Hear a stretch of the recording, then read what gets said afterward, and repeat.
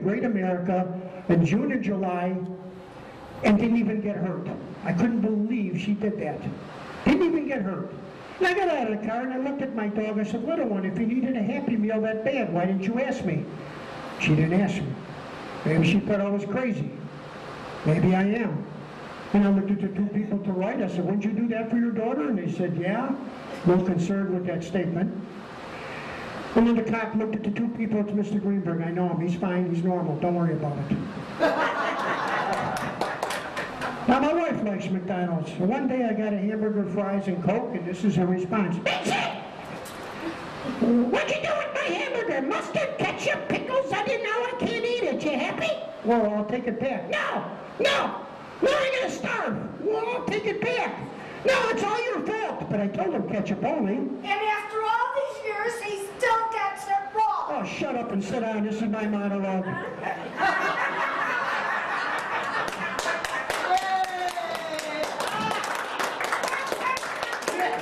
Now I like McDonald's. One day I went to McDonald's. The guy says, you couldn't speak to it English. Could I help you? And my response is, yes. I want to bundle of cheese.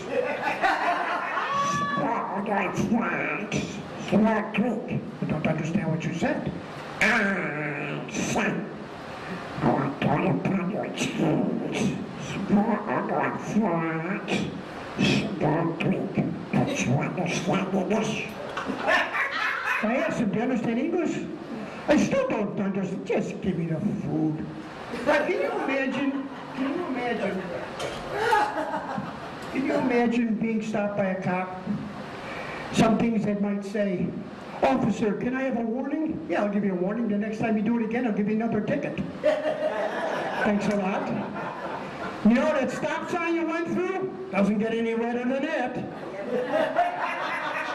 And if you think you're close to getting a DUI, and he asks you, is Mickey Mouse a dog or a cat? Do yourself a favor. Don't answer that.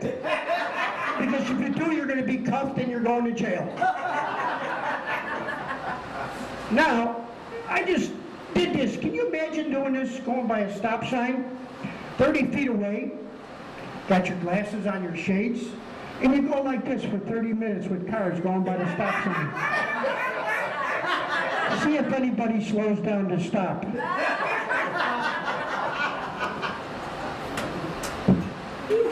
Now, you know, it's funny with marriage. When you first get married, it's like the sound of music. And later, it's the sound of silence. It used to be, we used to watch Saturday Night Live. Now it's Monday Night Football. And, you know, it used to be Ricky and Lucy. Now it's Fred and Ethel. Well, you know, sometimes you get these crazy things on the phone. You call the operator. What city and state, please? Chicago, Illinois. Did you say Cheyenne, Wyoming? I said Chicago, Illinois. Did you say Charleston, South Carolina? I said Chicago, Illinois. Can I get a live operator? One moment, please. You got the live operator? This is the live operator. Can I help you, please? What city and state? Chicago, Illinois. Did you say Chicago, Illinois? I said, lady, shut up and don't start. Then you call Visa. You want to get your balance with the credit card, right? Press 1 for English, 2 for Spanish, 3 for German, 4 for French, 5 for Arabic, 6 for I don't know what else. And I said, wait a minute, am I calling the United Nations or am I calling Visa? Then you call a doctor's office. If it's the office of Dr. Smith. If this is a medical emergency, please dial 911. Oh, I'll tell you what, I got chest pains and I can't breathe, and I got shortness of breath. I'll show you. I'll dial over the phone. Now, you go to an ATM machine. 20 languages. I couldn't find English on there. I once called a guy in China. He was a vendor, he sold us merchandise, right? So I called direct, and guy says, he leaves me a voice message. Beep. My response is, Baruch atah Adonai Eloheinu melech haolam. Guy called back an hour later and says, Mr. Mitch, that's what they used to call me. That's funny. I said, what funny? What you say? I said, Hebrew. Oh, that's funny. I said, no, that's a prayer. I said, what you say? Oh, you don't understand Chinese? I said, no. I said, next time, Mr. Chan, when you call, you speak English, and I speak English. Sound good? Okay.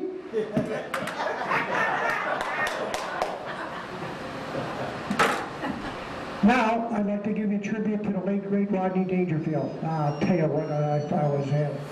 Doctors went to my parents, did everything we could, but he pulled through. My brothers were so ugly when they were born, the doctor slapped my mother. My mom and dad used to give me a radio and a toaster every time they gave me a bath, and then they ran the water. That didn't feel good. My dad once bought me a wallet. He threw my picture out, kept the kid's picture that came with the wallet. I'll tell you.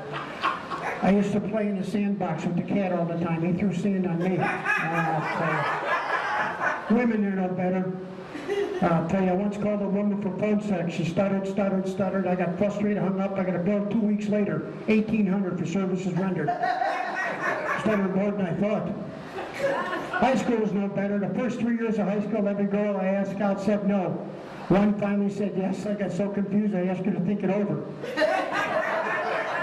Finally, in my senior year, my sweetheart, my honey, the love of my life, she calls me romantically on a Saturday night, honey, come on over to the house. Nobody's home. Went to the house, nobody's home. I'll tell you. I saw the Surgeon General the other day. He offers me a cigarette. I went to the fights the other day. A hockey game broke out. But you know, I was born in Brooklyn, New York. Good old Brooklyn. I went to New York. Hey! Good old Brooklyn. I went to visit Brooklyn, and crime must be bad there. I had the Statue of Liberty, had both hands up in the air. I went to visit my old town, Brooklyn, New York. Oh, man, visiting, reminiscing with a buddy of mine. Tough neighborhood. We're walking down the street, 2 hands come out of the sidewalk. Help! Jobs done no better. I once worked for an orange juice factory. I got canned because I couldn't concentrate. I once worked for a muffler factory. I had to quit the job. It was too exhausting. I was once a lumberjack. I couldn't cut it, so they gave me the axe. I had worked for Starbucks coffee. I had to quit that too. It was too much of a grind. I was even a history teacher. I had to quit that too. I didn't see any future in it. I was even an ophthalmologist. I had to quit that too. I couldn't see eye to eye with the patients. I was even a doctor. I had to quit the practice. I didn't have any patience. Finally retired, the best job I ever had. Now, I'm getting old. You know you're getting old when you go to your 25th high school reunion. You know you're getting old when you go to your 40th high school reunion. You know you're getting old when your 50th is around the corner. You know you're getting old when you go to a restaurant and have menus for you, just for you, 55 and over. You know you're getting old when you go to McDonald's and get a cup of coffee and get a discount and don't even ask for it. You know you're getting old when you wear a chain over your neck. Got one. When you wear a chain, that was funny over there, wasn't it? Yes.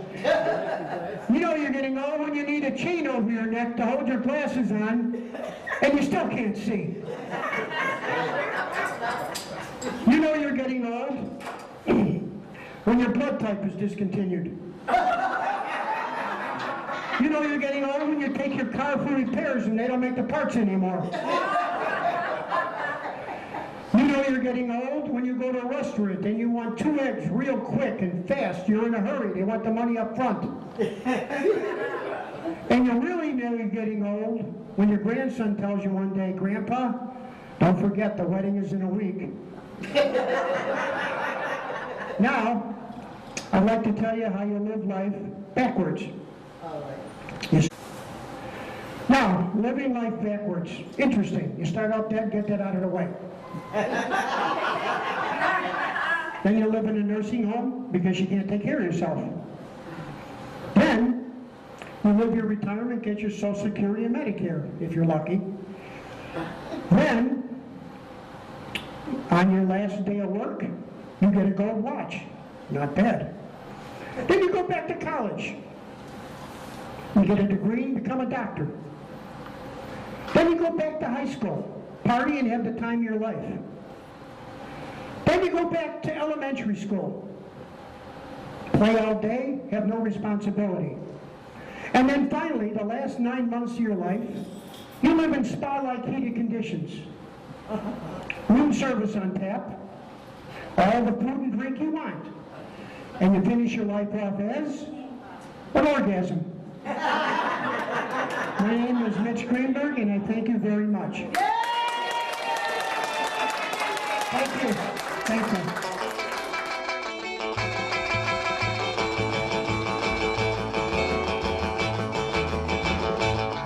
Well, my heartbeat is running wild because of you, my problem child. Oh, baby, don't be running wild.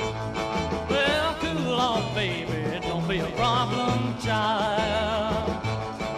Oh, don't you see this shaking spree is bound to be the death of me?